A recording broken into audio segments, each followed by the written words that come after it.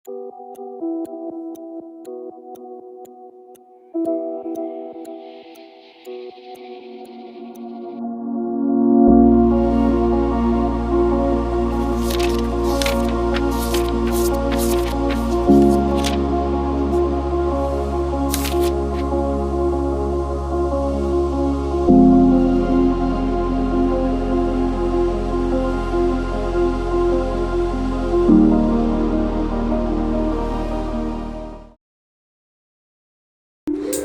Matilda ay isang babaeng may taglay na pambihirang ganda at alindog, ay sinilang sa isang pamilyang salat sa kayamanan.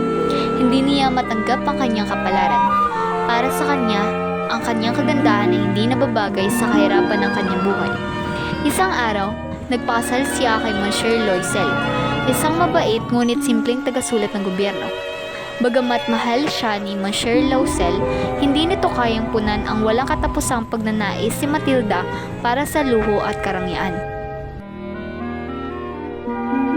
Isang gabi, dumating si Monsieur Loisel na may dalang imbitasyon sa isang grand ball sa palasyo.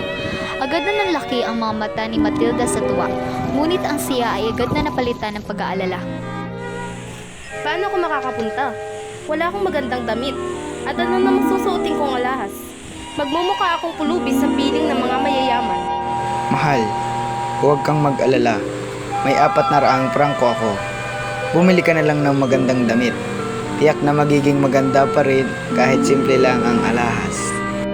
Kailangan ko ng isang napakagandang gown. At higit sa lahat, isang mamahaling kwintas. Hindi ako pwedeng pumunta roon ng walang magagandang damit at alahas. Hihiramin ko na lang sa aking kaibigang si Jean Foster.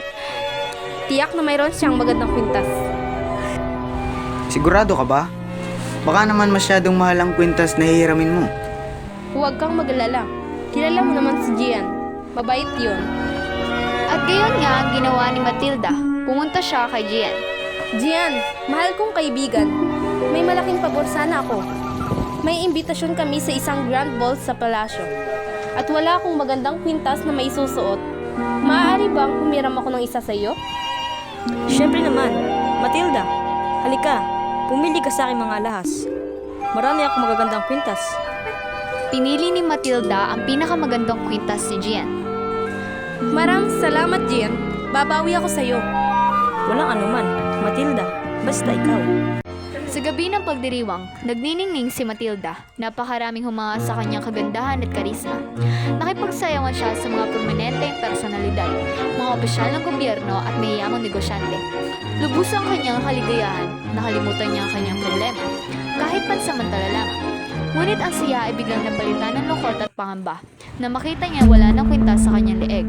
Nang umuwi sila, agad niyang sinabi kay Monsieur Loisel ang nangyari. Monsieur, nawawala ang kwintas. Ano? Hanapin natin agad. Mahaba at masakit na ang paghahanap ng kanilang ginawa.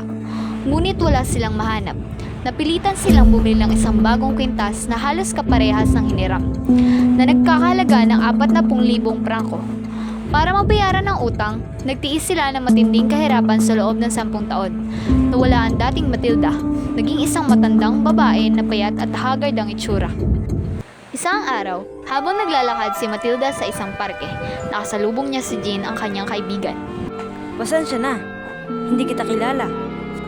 Naalala mo pa ba ang pintas na hinirang ko sa iyo? Ah, oo. Isang imbitasyon lang pala iyon. Mga 500 pangko lang ang halaga.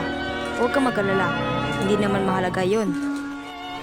Ang balitang ito ay nagdulot ng matinding pagkabigla at sakit kay Matilda.